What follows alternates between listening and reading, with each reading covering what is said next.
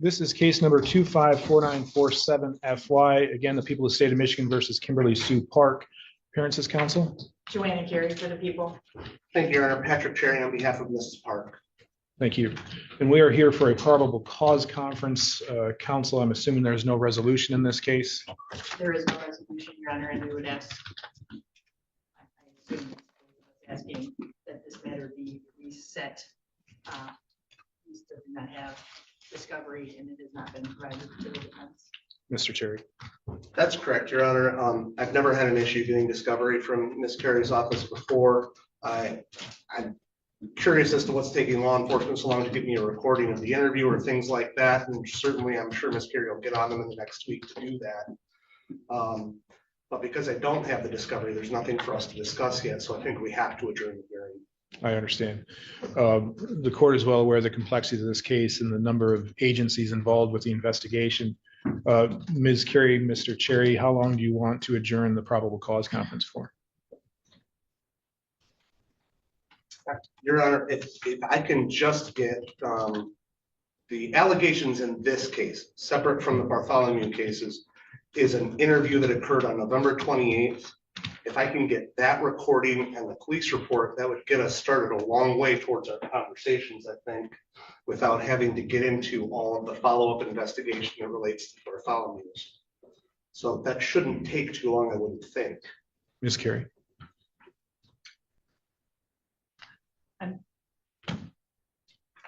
I'm going to ask for, I know the holidays are coming up as well, so I don't want to prolong it too long. Set it for, I have a conflict on the 22nd or 23rd, whatever that Tuesday is. So we could do it on a different day that week. I can check with law enforcement and see how much longer they think it's going to take to get those items and try to get it in. Ironically, when I opened my email app to check my calendar, I have the evidence email for this case. So it must have come in this morning. Maybe this, so if we could set it on a week.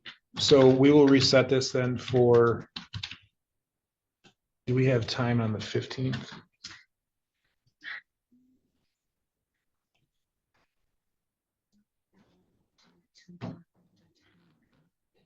Oh, okay. That's it too. Yeah. We have nothing for you.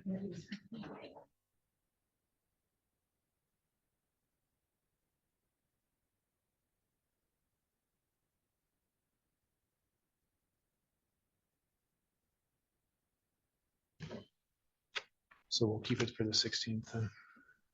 All right, we will reset this then for a probable cause conference on next Tuesday, the 16th at 10:30.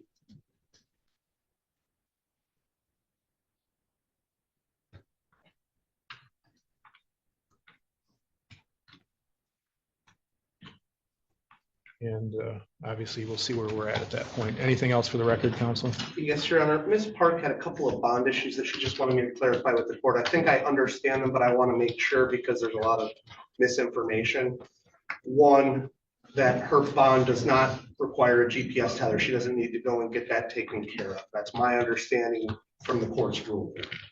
That's correct. Okay. Yeah. And then two, she has a no contact order with the Bartholomews and Mr. Thaler.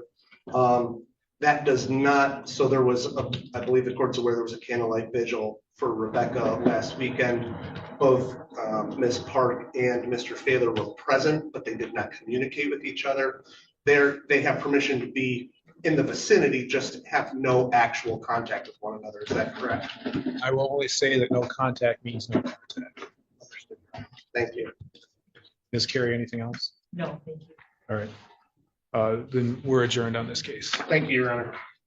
This is case number 254994FY, the people of the state of Michigan versus Courtney Marie Bartholomew. Appearances, counsel. Joanna Carey for the people.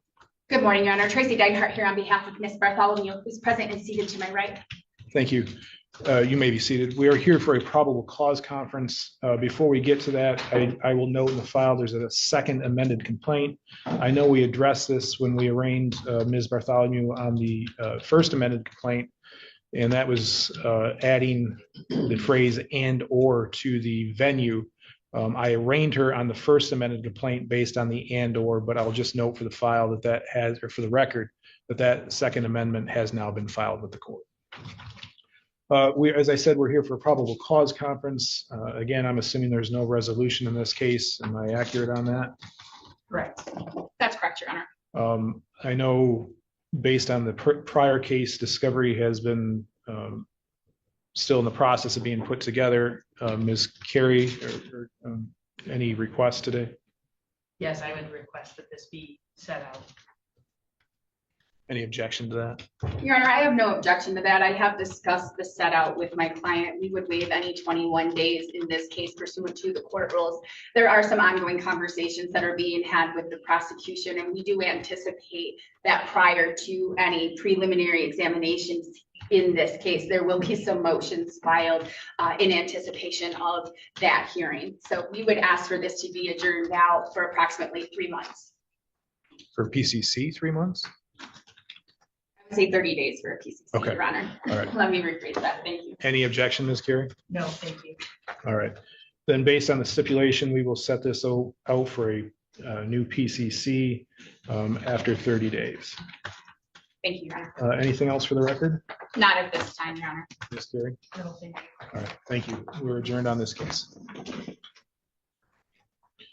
All right, this is the case of the people of the state of Michigan versus Bradley Allen Bartholomew, case number 254995FY. Parents as counsel. Joanne, Gary, for the people.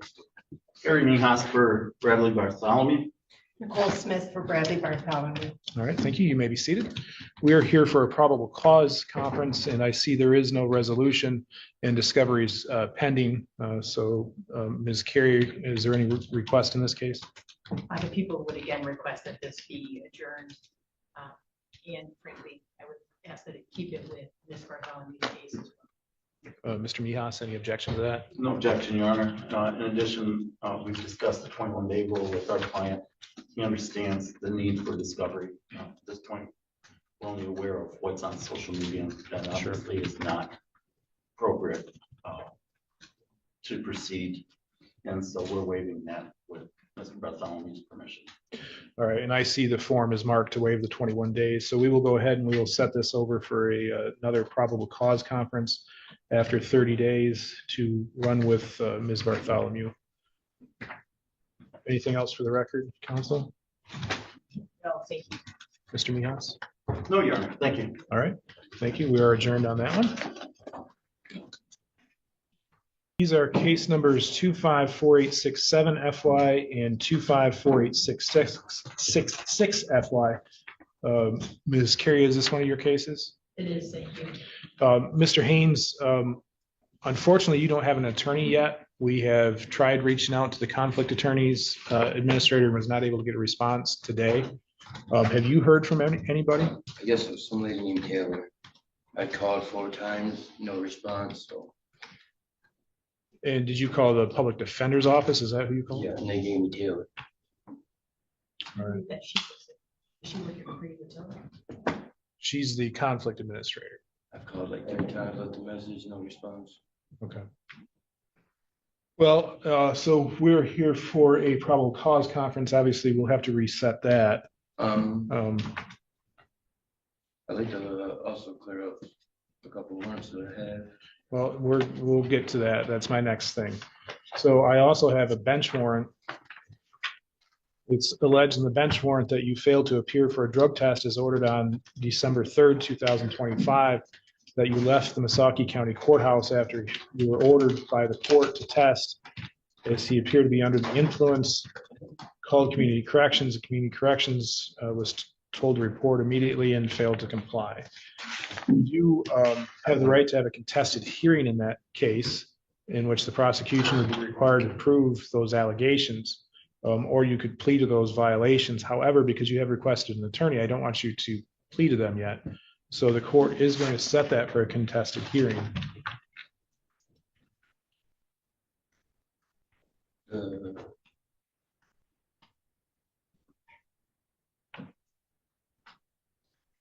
I was not asked by the judge at that time until after the fact. I was already gone. I Okay, got a phone call of the drop. So the next morning, I went and dropped and got the results. And then I also been out of town dropping, and they're taking 3 to 5 days to get my results back. But I have receipts here saying that the day that my numbers are called, I've dropped and they're clean. I just dropped today and they're clean. can I see those? I know you tested today.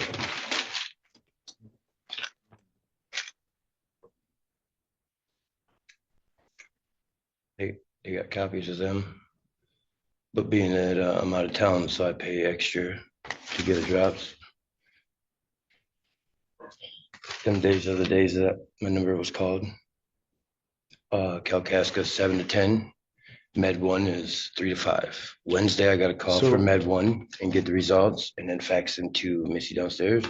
And then Thursday, I got to get it from Kalkaska because they're 7 to 10 business days. All right. But as long as I got the receipt, she said I was good to go until the results come. Then I got to fax them into her at Community Corrections. When you went down to community corrections today, did she take copies of these? Yes, sir. And I dropped today and it's Right. clean.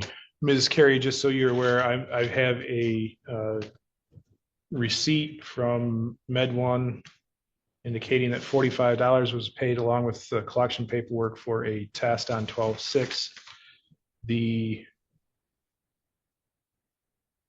12/4, there's a receipt from the Kalkaska County Sheriff's Office for a zero tolerance urinal. That was $25. And Problem is- that looks like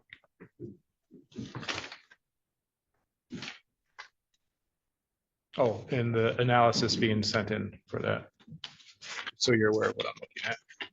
problem is it's just 7 business days, 3 to 5. I get it. And I just don't. Let me get those back to you because you're gonna want to show those to your attorney. Ms. Carey, thoughts on bond?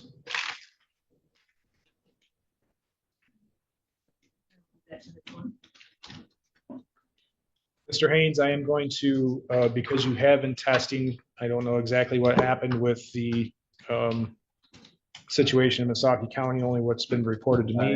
And I don't want you to say anything because I don't want you to incriminate yourself. Yep. So what I'm going to do is I'm going to allow you to remain out on your current bond conditions, because the other thing is we don't know how long it's going to take you to get an attorney. So your current bond conditions continue, and you can go out to the front window where you checked in. Also, I call every day. Talk to the county clerk here Okay. every day. So go out to the front window where you checked in, get your next court date. Okay. Ms. McNamara, you had the opportunity to meet with somebody from the defender's office today. I did. Do you remember your rights? Well, we'll go through that in a minute. I'm sorry.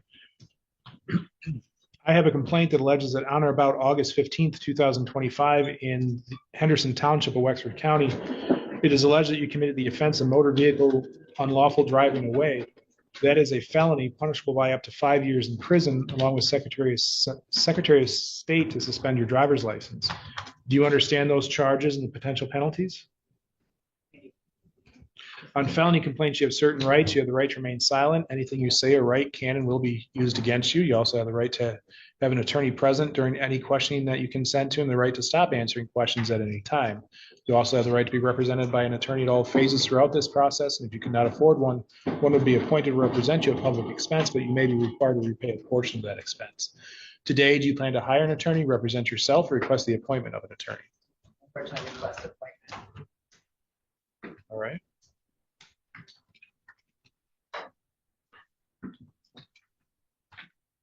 The court will enter a not guilty plea on your behalf and will set the matter for a preliminary examination. That's a hearing that's held here in the district court within 21 days. At that hearing, the prosecution is required to prove two things. One, probable cause that the crime had occurred, and two, probable cause that you were the person who committed the offense. If the prosecution is not able to do that, the case would be dismissed. But if they are able to do that, you'd be ordered to stand trial in circuit court. Prior to that, there'll be a probable cause conference. That's where your attorney and the prosecutor will get together to see if there's a way to resolve your case short of going to trial. You also have the right to have a bond set. Your bond is based upon the probability of you appearing at future court appointments, the seriousness of the offense charge, and the threat that you pose to the public. Any comment regarding bond, Mr. Hartel? Yes, thank you, Your Honor. I'd ask the court to consider a personal recognizance bond. If I understand correctly, that is what she's on in the file that was sent to conflicts. Obviously, I don't know too much about that other file, but as far as I can tell, she has shown up to courts. So I would say that's indicative of her not being a flight risk. She did express that she would obey any bond conditions. I assume there might be a no contact with the alleged victim requested by the people, something like that. I won't go into anything that could be potentially protected by attorney-client privilege, but I will say that I do believe there are some valid defenses. I know the court sometimes weighs in the likelihood of successive conviction is the only reason I phrase it that way. But because I don't know which attorney might be assigned, I definitely don't want to overstep. But I would again ask for a personal recognizance bond. I do believe that's appropriate. Thank you. Thank you. She has a personal recognizance bond in one file and a $10,000 cash surety. Appreciate the clarification. Any comment regarding bond, Ms. Carey? Justice to no contact with the victim, Your Honor. Court entered no contact order. Who is the victim? I don't have the complaint because I didn't know this was going to be a room today. Oh, I see. It's Dylan Adams. All right. The court will authorize a personal recognizance bond in this case. Ms. McNamara has posted a surety bond in another case and appears today. Ms. McNamara, you are to appear as ordered, keep your contact information current, not leave the state without permission, and to commit no new crimes. I'm also going to order that you not have any contact with Dylan Adams. No contact means no contact of any kind. By the look on your face, I don't assume that's going to be an issue. Also, this charge does require that your fingerprints to be taken, so I have signed a fingerprint order. You'll need to get a copy of that order at the front window where you checked in. And as a condition of your bond, I'm ordering that those fingerprints be taken by December 20th. You'll need to make arrangements to get those printed. You can't just stop in to get that done. All right. You can go to the front window where you checked in, get a copy of your next court date. You'll probably have some paperwork to fill out. And I don't know if this one will go to conflict as well, but we'll see what happens there. All right. Mr. Hare, 254507 FY, we're set for a probable cause conference. Is there any resolution in this case? There is not, Your Honor. We're anticipating that there will be, I guess I would call it the usual sort of split offer forthcoming from the AG's office. We just haven't received it yet. We have not entertained a waiver of the prelim. I haven't received the form yet. Okay. But if we do, I don't really see any need for there to be a formal prelim here. I think if we just communicate with the AG's office and understand where they're coming from, we can engage in negotiations and move the case along. You anticipate a waiver? I do. All right. We should have a waiver in our file. I'm just looking to see if we have one. We do have one, Mr. Harrison. Pardon? We do have a waiver if you wanted to do that now. We could do that. I thought I was going to be getting one from Ms. Williams. Ms. Williams, do you have any objection to that? No, Your Honor. All right. Mr. Harrison, if you want to approach. If I can approach, thank you, Your Honor.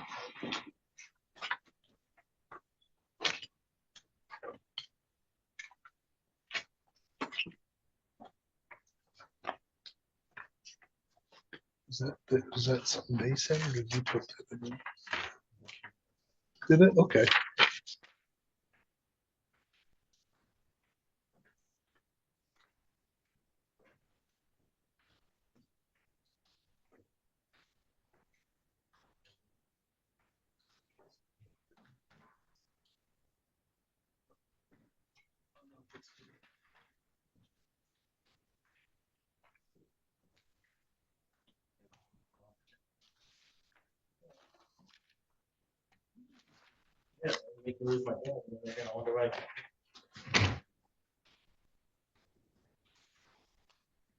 Your Honor, if I may approach. You may.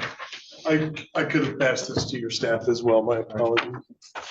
All right. So I have received from both, looks like Mr. Harrison and his client signatures. Ms. Williams, we will get this to you for your signature. And then once it's sent back to us, I'll sign it and we'll complete the bind over.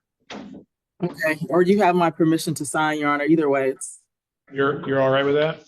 yes. All right.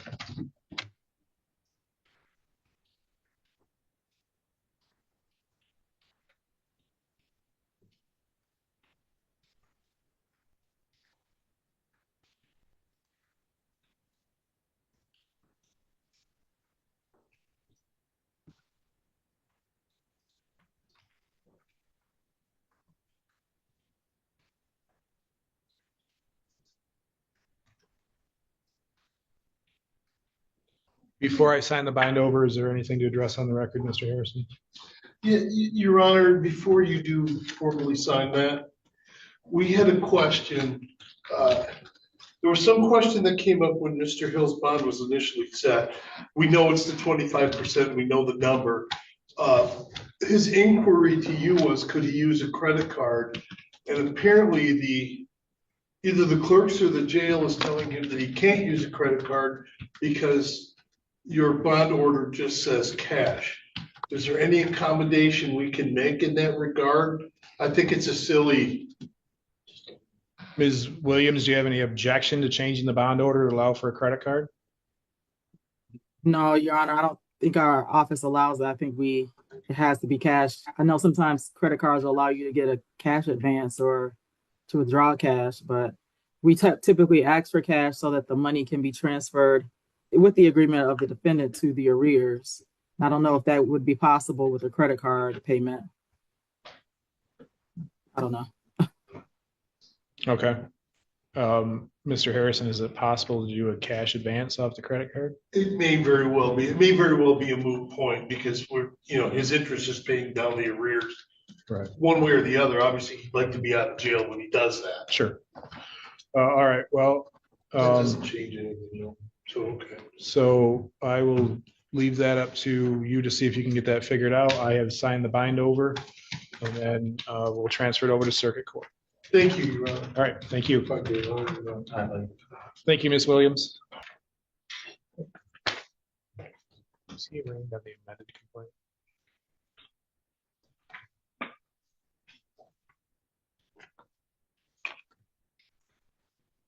What was it changing?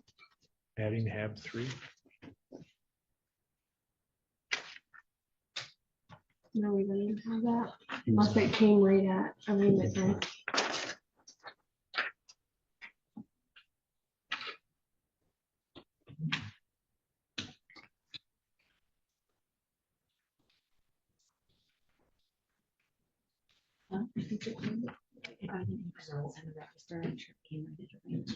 So he would have been arraigned. Yeah. on that? All right. Sorry about that. I was checking a few things. This is the people of the state of Michigan versus Marcus Paul Schwab O'Rourke, case number 254970FY. Appearances, counsel. Lisa Dole for the people. I'm Jeff Harrison. I'm here on behalf of Mr. Schwab O'Rourke. Your Honor, we did turn in some forms to you today that indicate a decision deferred on the plea and a waiver. My client has now informed me that he would prefer to simply enter the plea before you today and accept that offer.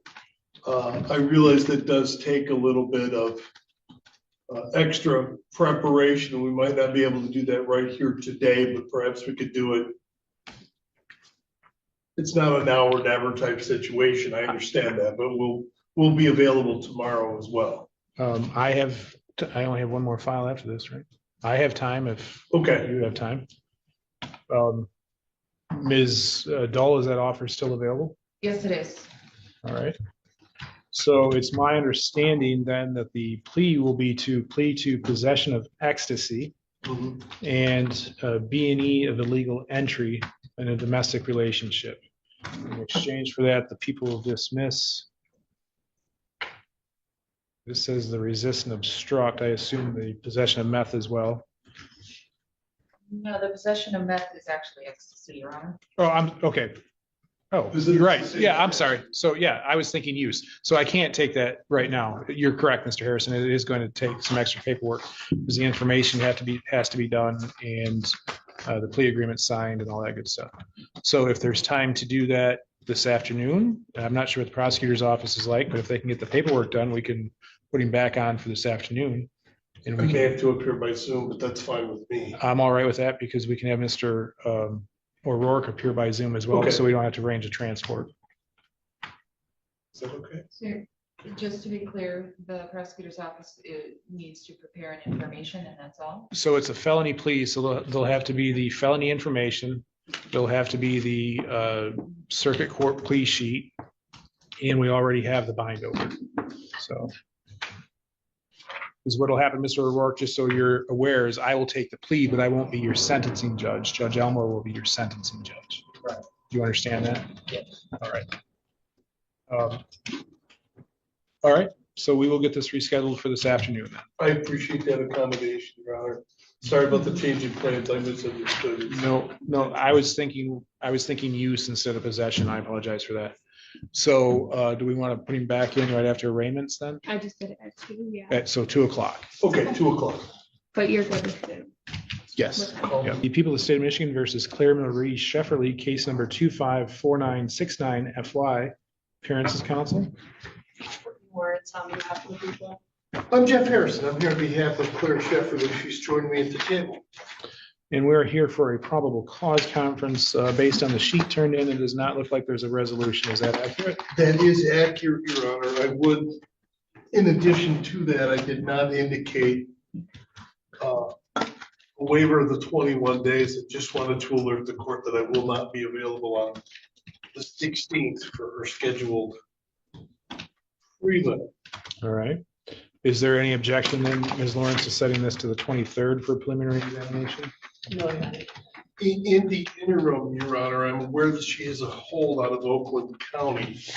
So I think it's somewhat academic to talk about bond. I don't know what the disposition of her pending matter down there is or is going to be. I'm in touch with her counsel down there, so I may bring additional information to the fore as well. Okay. All right, then we will possibly anticipate a bond motion and we will set this for preliminary examination on the 23rd. Are either counsel aware of any issues that might arise before prelim? Other than if there's something with the Oakland County matter, of which I'm currently unaware. Sure. Yeah, I realize some things are out of your hand, but as far as you know, you have discovery and all that. Yes. All right, then we will see everybody back on the 23rd. Thank you. And that completes the morning docket. Derek Jamel Urban. All right, thank you. You all may be seated. I know we're back on this case. We're here for a final pretrial. Is there any resolution? Yes, there is, Your Honor. The people are offering that if Mr. Urban were to plead to disturbing peace jostling, he will dismiss domestic violence as an offense. And we did place the reasons on the record, I'm sorry, on the off the record when we approached the bench with defense counsel. And it would be a Killebrew agreement that the defendant would not get any further jail in this case, and if there were probation, it'd be short term within that time. Mr. Piechnik? That is correct, Your Honor. Mr. Urban, have you heard what the attorneys have said the resolution in this case is? Yes, I do, Your Honor. And is that how you wish to resolve it? Yes, You may stay seated. Will you please raise your right hand? Do you solemnly swear or affirm the statement, the testimony you give today will be the truth, whole truth, and nothing but the truth? yes, Your Honor. All right. Sir, it's my understanding that you'll be pleading guilty to an added count of disorderly persons jostling, which is essentially roughhousing in public is what that boils down to. That is a 90-day misdemeanor, so I could put you in jail for up to 90 days or a fine of $500. In exchange for that, the people would be dismissing the domestic violence second offense, but that is the 1-year misdemeanor. Is that your understanding of the plea agreement? Yes, Your Honor. Now, additionally, there's what's called a Killebrew agreement, and Killebrew just references a case, but it's essentially a sentencing agreement that you have with the prosecutor. And that is that there's an agreement for no additional jail, and it looks like you have 1 day jail on this case. Now, that's an agreement that you have with the prosecutor, not an agreement you have with me. So if I decided that I was not going to follow that agreement, you would be able to withdraw your plea. Do you understand that? Yes, Your Honor. But however, based on the sidebar that we had up here, I'm going to follow that agreement. So just so you're aware of that. Thank you, Your Honor. Back on October 21st of this year, were you on probation or parole? No, Were you on bond at the time? no. Do you remember reading and signing the advice of rights form, talked about your rights to a trial and your rights to an attorney? I don't remember, Mr. Piekney? but I signed it. I did sign something when I was. You may. Just.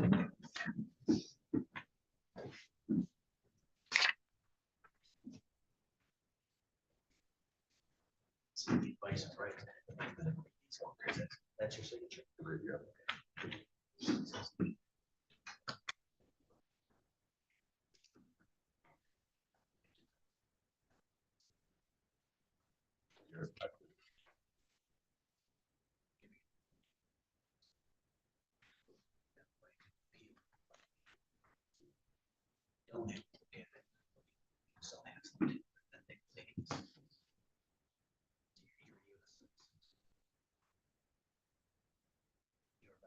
Yeah, I do. Thank you, Your Honor. May I approach? You may. Sir, and I heard your attorney going through those rights with you. Did you understand those rights? Yes, Your Honor. Do you have any questions for me about those rights? No, Your Honor. Most importantly, do you understand that you have a right to a jury trial in this case and that by entering a guilty plea, you'll be giving up that right and you won't have a trial of any kind? Yes, Your Honor. Other than the plea agreement, has anybody promised you anything in order to get you to plea today? No, Your Honor. Has anybody threatened you in any way? No, Your Honor. And is it your own free choice to plea today? Yes, Your Honor. Are counsel aware of any other promises, threats, or inducements not made part of the record? No, Your Honor. No, Your Honor. Then, Mr. Irvin, to the allegation or the added count two that on or about October 21st of this year in the city of Cadillac and Wexford County, how do you plead to added count two of disorderly jostling? Guilty, Your Honor.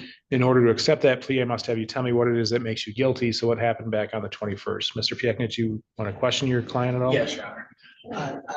October 21st, were you and Jada's mother and Jada together for a family outing? Yes.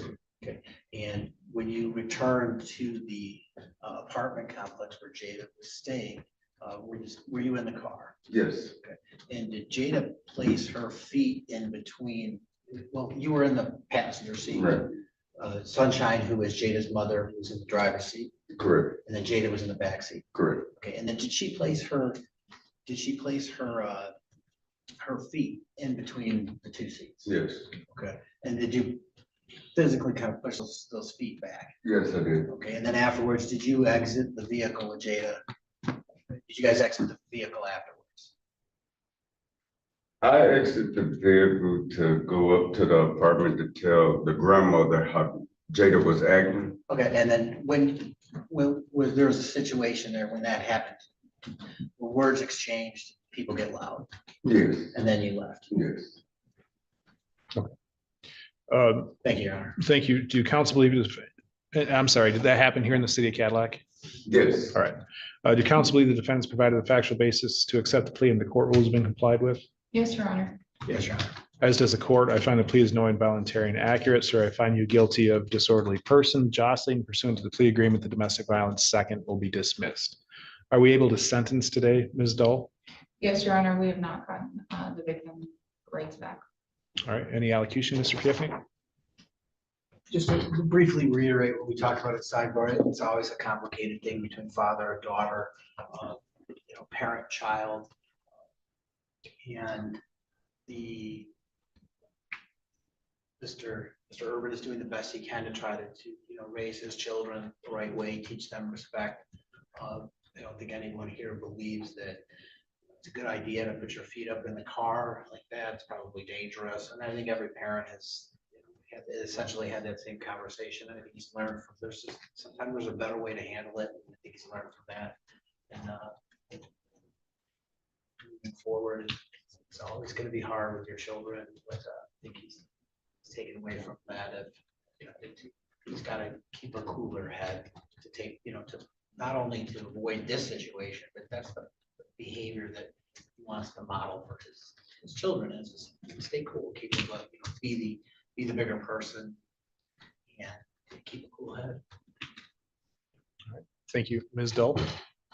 Your Honor, I ask the court to follow the jail agreement, not impose any further jail time. If the court does choose to order probation, I ask that a no contact be added, as I believe there's still potentially hurt feelings there. The victim is now an adult, so at this point, she can decide what, if any, relationship she continues to have with the defendant if the court chooses to order probation. Thank All you. right, thank you.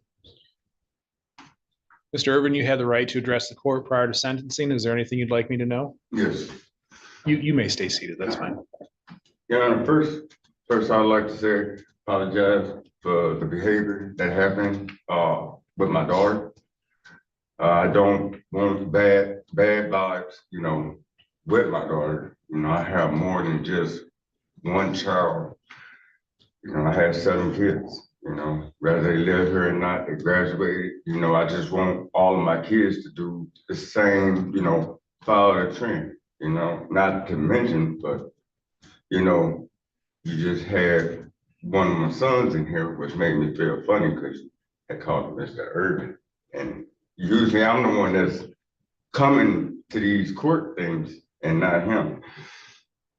I'd like to apologize, and I'd like my attorney said, you know, you're trying to raise your kids, and the way it is now in this world, in the society, the way kids are, and just back talk so quick to snap, and you gotta realize, hey, you the bigger person, you know where it ends, but it got out of hand a little bit, you know, and it shouldn't have went that far, but I feel as though, you know, when an adult authority figure asks someone to do something or tell that child or a minor to do what they need to do, I expect them to follow that directions, you know. It's been times where she didn't have like everything that she wanted to because I was in and out the picture. I do know why she upset years ago. And I'm gonna admit, I was cheating on the mom. We split, we went our way, we knew it wasn't happening. We got back together just recently, but then when I came back up here from Madison Heights, you let me halfway, my daughter brought me the other half because I was taking care of my daughter when I was down in the Detroit area, you know, so I had to come back up this way because I didn't have anything. So since I've been back up here, and don't get me wrong, I love all of my kids to the bottom of my heart. You know, we lost our 12-year-old January. That anniversary is coming back up again. You know, I know it's hard on all of us as a unit to like wonder what's going on in everybody's feeling when you're in, whether you're in one household or you're going to visit people and things like that. Thanksgiving was even hard, you know, because we all just used to come together and it just make it, I don't feel right because when it was Thanksgiving, I told Sunshine, which who I'm with, that I said, you don't have to like stay here because of me in the situation that happened. I said, go visit, John, go visit daughter. Just go do it. Don't let, the saying goes, don't let one monkey stop no show. You know, I just wanted her, just be with your family. Don't stop just because of this minor incident that happened. And that's all I have to say, Yanni. All right, thank you. I'm sorry for your loss. I know it's going to be difficult coming up. It's already been difficult, but with the anniversary and the holidays, I understand what you're going through. And I also understand that raising kids are tough, families are tough, and sometimes it's the littlest thing that finally makes things boil over, such as putting your legs through the console of the car. I completely understand where you're coming from with that. Now, you said that, how long have you been back up here? I came back.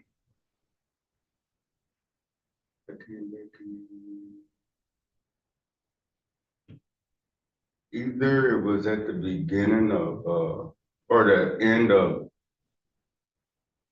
July or the beginning of September. It was one of, within that range. Okay, In a very recent. all right. Well, I'll be honest, I'm not hearing anything that tells me you need to be put on probation. I mean, I understand where the people are coming from with that, but I also understand that your child is now an adult and it's up to them whether or not they want to have contact with you. It doesn't sound like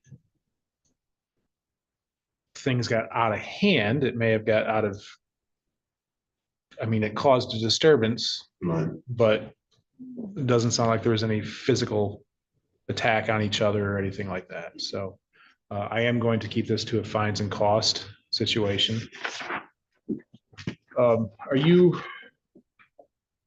still employed? Yes. All right. There will be a $75 Crime Victims' Rights Fund fee, a $50 state minimum fee. I'll only order what I absolutely have to. So those two, those 125. There is 1 day jail with 1 day credit. So you've sat your time on that. Any balance that remains unpaid for more than 56 days will have a 20% penalty added to that.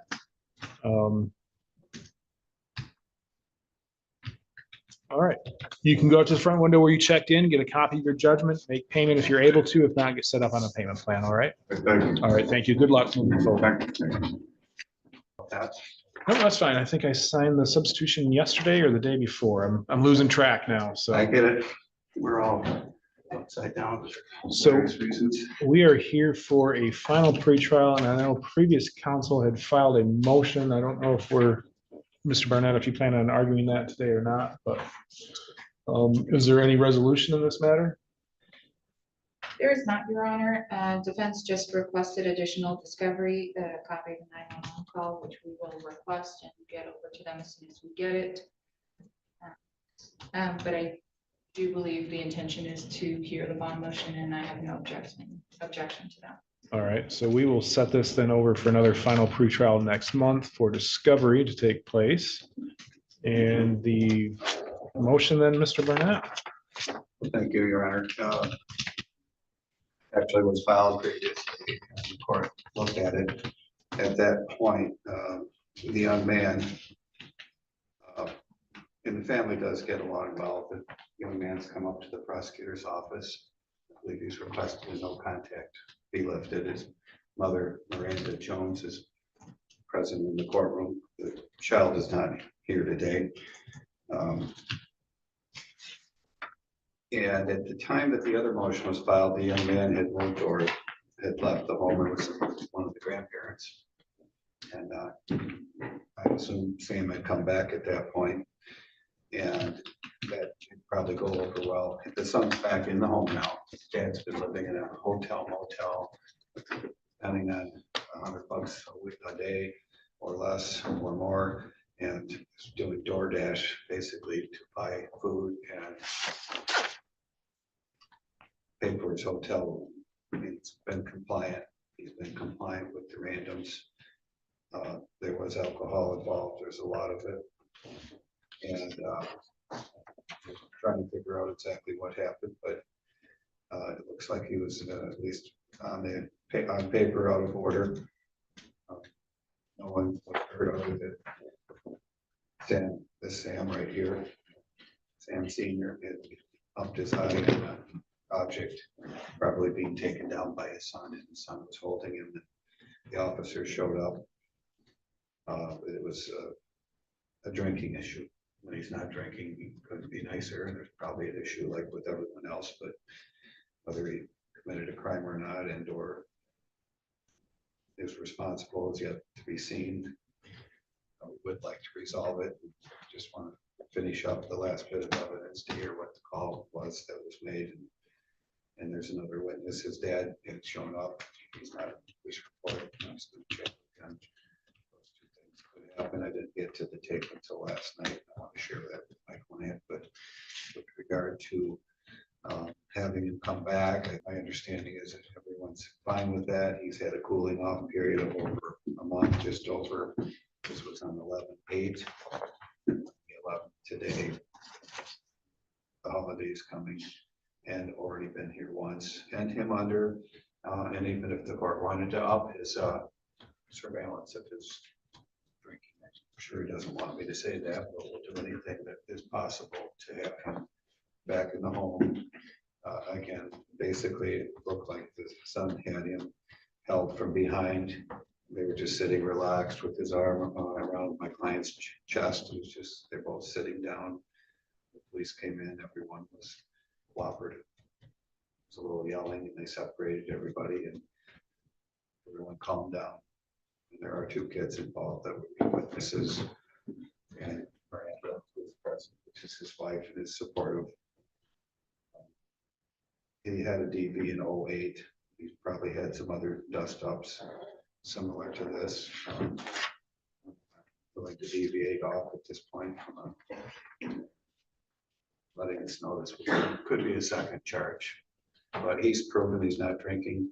He would like to come back. He has complied with the financial issue where he's scraping it out to just have enough to be somewhere where he's not at home, not in violation. If the court wanted to put a tether, want to do anything at all, we'd be happy to have that. We'd like to honor the young man's request and his consent. And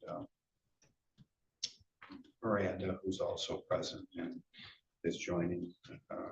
She's not a victim, she's a witness, but maybe a victim depending on how the facts come out, just by having a disruptive household. But really the named victim is Sam Jr. He's a big, strong kid. Isn't having to interact like this, so lesson has been learned.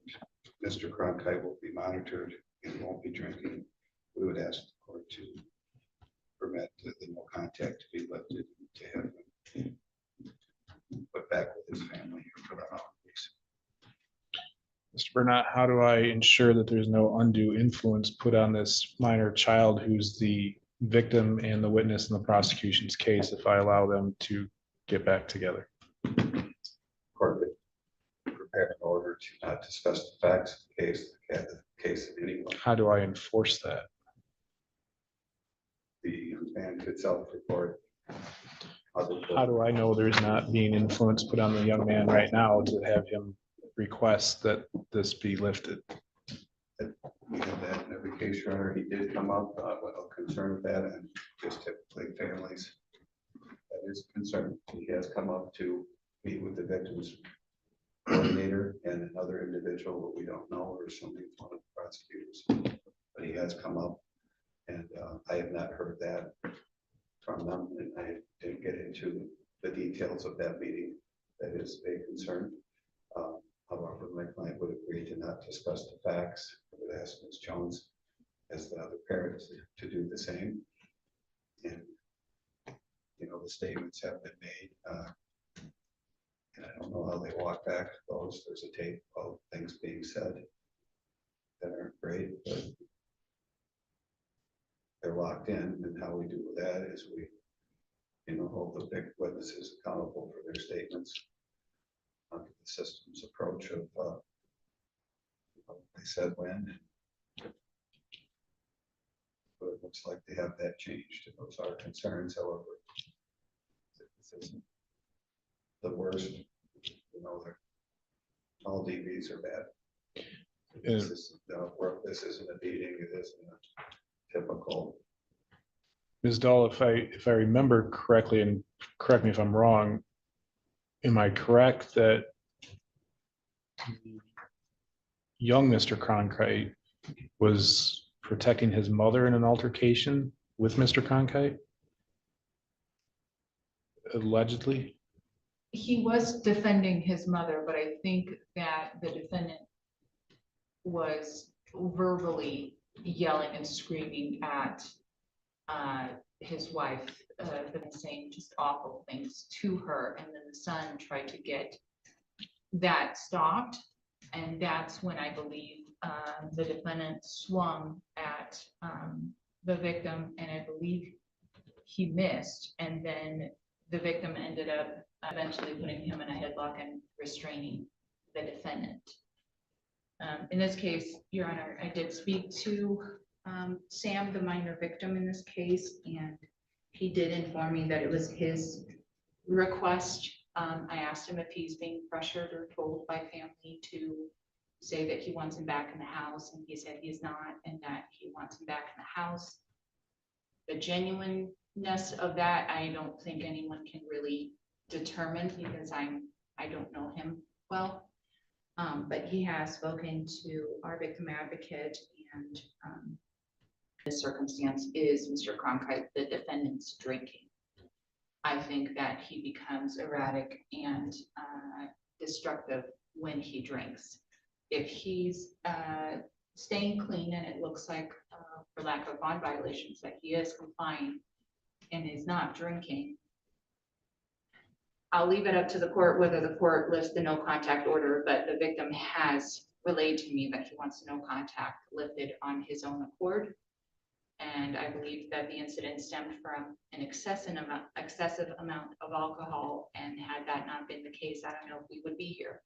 And if his alcohol is monitored closely, I don't know if he does the daily rolls on SoberLink. He's on randoms. I think if we increase that to SoberLink testing, and ensure that he is not drinking every day in different parts of the day, I think we'd be able to protect the family from the behavior that he exhibits when he drinks to excess. Thank you, Your Honor.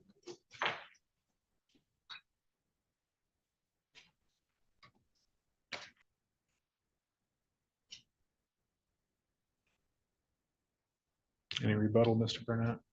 I think that's fairly accurate.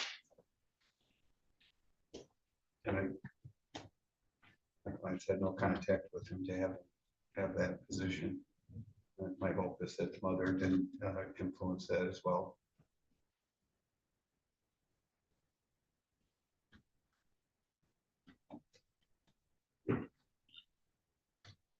The defendant has been on bond since, or has at least been enrolled in testing with Community Corrections since November 10th. I've received a report from Community Corrections that there's been no violations. It did say he had a poor attitude in the beginning of enrollment, but has since done well and has been respectful since. What is concerning to the court is the number of prior cases that started out as domestics and then resolved another way. In 20, there was an assault and battery down from a domestic. In 20, a jostling down from a domestic. 23, disturbing the peace down from a domestic. In 09, there was an interfering with electronic communications with the domestic dismissed. There was a conviction in 08 for a domestic. And then we have an attempted resist and obstruct. That's an assaultive crime. Potentially. I realize there's more to that, but a resist and obstruct. And then there is a disorderly drunk. So there is no question that Mr. Cronkite does present as a threat to the community, or at least to certain peoples in his life. I understand the request. I just, where the court is at, I have two things I have to deal with. I have to preserve witness integrity, and I also have to ensure that the victim in this case is kept safe. I have no way of doing that when I lift a no contact order.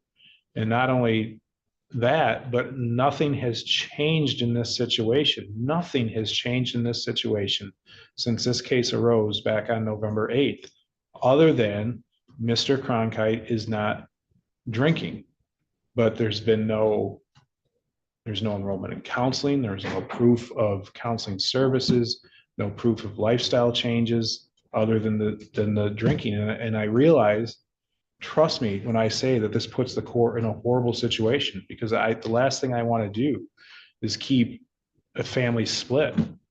But for the safety, I'm going to deny the request.